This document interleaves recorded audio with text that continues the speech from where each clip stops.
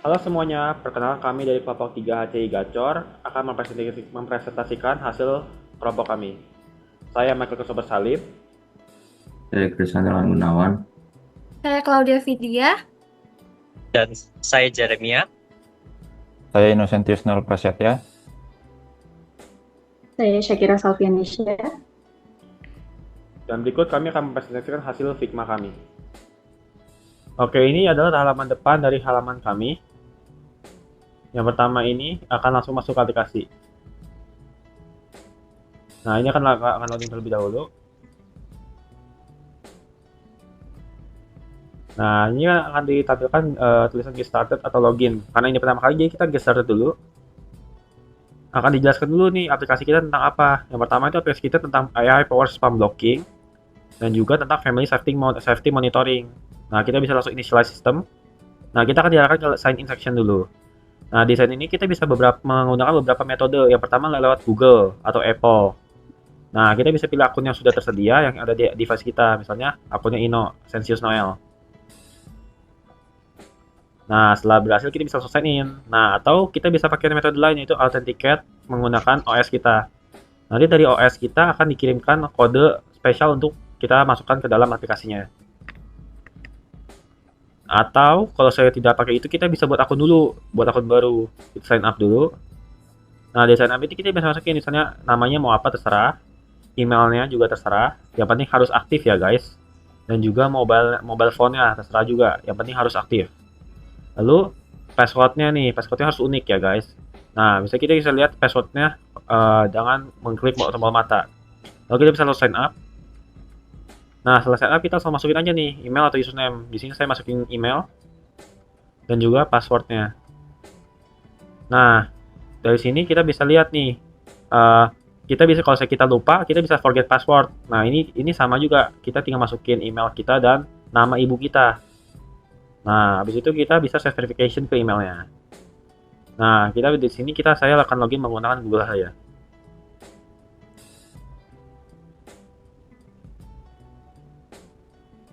Nah, dari home screen ini kita bisa lakukan initiate scan dulu untuk mengecek apakah device kita sudah terinfeksi malware atau bukan atau belum. Nah, setelah dicek misalnya 100% nih, artinya device kita sudah aman untuk digunakan. Gitu. Dan firewall satu sudah aktif. Oke, lalu lanjut ke fitur scan. Di sini ada dua fitur utama, yaitu mencari melalui nomor telepon dan yang kedua melalui link. Tapi di sini saya ingin membahas model statistik terlebih dahulu. Di sini ada skor security ini kita device kita itu 98/100, itu sistemnya optimal. Terus ada threat detailsnya, ada 67 yang keblok, terus 12 situs berbahaya, terus ada 45 telepon spam. Oke, di sini kita akan yang fitur nomor telepon. Oke, di sini kita bisa memasukkan nomor telepon yang ingin kita cek, lalu pencet analyze. Oke, di sini loading terlebih dahulu. Nah, hasil akhirnya berwarna merah. Kita bisa lihat details. Nah, di sini itu threat score-nya 87/100, terus dari lokasinya di mana, terus faktor-faktor berbahayanya. Nah, di sini kita bisa ngeblok ya. Nah, kita juga bisa nge-unblock. Jadi bisa blokir dan unblock. Bisa baik. Nah, lalu lanjut ke fitur utama yang keduanya yang scan. Itu melalui link. Nah, di sini juga ada dua fitur melalui link dan juga QR. Nah, kita bisa memasukkan link URL yang ingin kita cek. Lalu pencet analyze. Oke, di sini loading terlebih dahulu.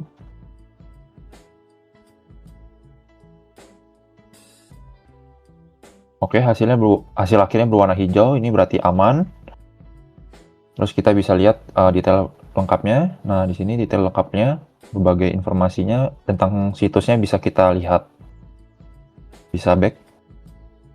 Nah, lalu yang kedua melalui QR. Oke, di sini kita bisa membuka kamera terlebih dahulu.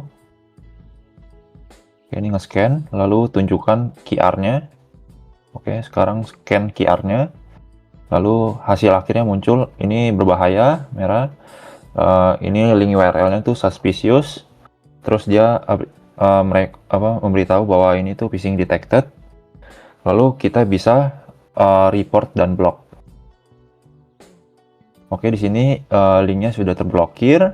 Lalu bisa lanjut ke fitur report. Nah, di fitur report ini tuh terbagi atas 3, yaitu spam chat, spam call, sama link. Di sini kita coba dulu dari yang spam chat. Di sini kita masukin nomornya. Kita bisa opsional message-nya buat kasih tahu kita itu di spam apa. Kita submit.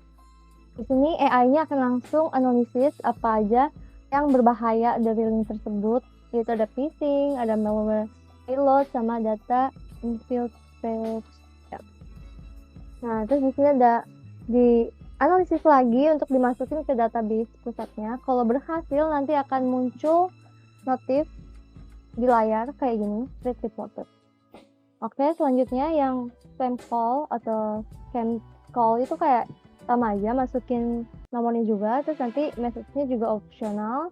Terus kita nanti report aja langsung. Di sini AI-nya itu akan langsung analisis.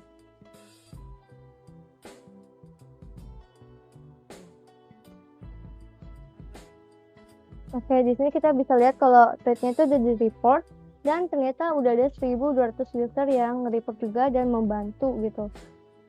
Ada 1.200 user yang terprotect. Nah, terus di sini ada malicious link. Di sini misalkan kita masukin linknya apa, Gordia AI, ini phishing. Terus kita masukin message-nya. Di sini AI-nya akan langsung analisis juga dan nanti akan keluar hasil yang sama kalau misalkan udah berhasil di-report. Ya, selanjutnya akan dijelaskan oleh Caleb. Selanjutnya itu ada fitur family, kita bisa custom profile dulu. Lalu di sini kita ada fitur light mode dan dark mode. Kebetulan user kita ada yang orang tua, jadi kita sengaja buat light mode biar mereka bisa nyaman. Lalu bisa balik ke dark mode lagi. Nah, di sini ada fitur Guardian Shield dulu. Nah, di sini kita user bisa terus mau mereka, senyaman mereka, seperti begini. Lalu di bawah ada fitur threat sensitivity, ada 3, low, medium, dan high. Ini untuk mengatur seberapa sensi dari pendeteksi ancamannya. Boleh back. Nah, selanjutnya ada The Guardian. Nah, di sini bisa kita ke education dulu. Nah, di education kita ada sediain course-course yang bisa dibaca oleh user seperti ini, contohnya Family Training for Kids. Di sini ada total 12 video yang bisa ditonton oleh user. Lalu ketika sudah ditonton, akan juga tercatat sebanyak berapa video yang sudah ditonton. Boleh back. Nah, selanjutnya ada Vanguard Academy. Di sini juga sama, intinya itu ada informasi yang general seperti informasi ancaman, phishing, dan lain-lain, artikel dan video. Nah, selanjutnya di network ini kita bisa memantau keluarga kita yang misalkan dia itu udah terancam dari berbagai penipuan secara langsung. Kita bisa langsung coba ngeping keluarga kita, Claudia Vidya di sini. Nah, nanti dia akan kasih sinyal back untuk membuka lokasi dia itu di mana sekarang. Nah, kita bisa tahu dari mana? Dari misalkan nomor HP dari si unknown ini. Misalkan dia itu berbahaya. Kita bisa kedetek langsung kalau memakai Guardia AI. Jadi kita bisa melihat apakah Claudia Vidya ini tuh dalam bahaya atau enggak melalui nomor telepon di sekitar dia. Kalau misalkan bahaya, ya ini akan jadi terlihat ada critical alert. Misalkan kita langsung emergency, kita mau ngecek di mana lokasi si unknown ini, kita langsung emergency alert. Nah, nanti ketahuan di mana lokasinya, terus dia itu seberbahaya apa. Oke, lanjut ke call. Kita tuh bisa call juga di sini. Misalkan call nomor yang kita nggak kenal, terus nanti sinyalnya itu akan encrypted. Nah, terus nanti muncul di sini. Selanjutnya ada fitur kontak. Di sini tuh ada isinya, ada kotak-kotak kita yang kita save. Di sini bisa langsung ketahuan. Seperti contohnya di sini ada terdeteksi ancaman dari kontak kita, jadi bisa ketahuan langsung. Bisa back. Selanjutnya ada message intercept. Ini gunanya seperti WhatsApp pada umumnya, kita bisa message kepada yang ada di kontak kita. Oke, boleh back. Selanjutnya ada fitur help dan support. Di sini itu ada how to reactivate the shield, how is emergency freeze, dan how to recover a compromised account. Nah, di sini ada 3 tahapan untuk how to activate the shield. Dan bisa launch shield aja langsung. Nah, di sini kita initiate scan dulu di fitur security shield. Oke, setelah scan kita ya bisa ke scan, kita pastikan AI shield aktif ini on atau aktif. Kita bisa langsung ke this emergency freeze. Ini intinya itu sebuah protokol penguncian yang dimana kalau diaktifkan itu bisa mengakhiri semua sesi yang lagi aktif atau mencabut token autentikasi dan bisa membangkukan sementara semua kemampuan transaksi. Jadi jika disambungkan ke persona kita, ada Kohendra yang sebuah pengusaha yang suka melakukan banyak transaksi. Nah, fitur emergency freeze ini sangat cocok buat Kohendra. Nah, di sini ada 3 tahapan protokol. Oke, selanjutnya itu ada how to recover a compromised account. Nah, di sini juga ada step-step protokol, ada 4 total.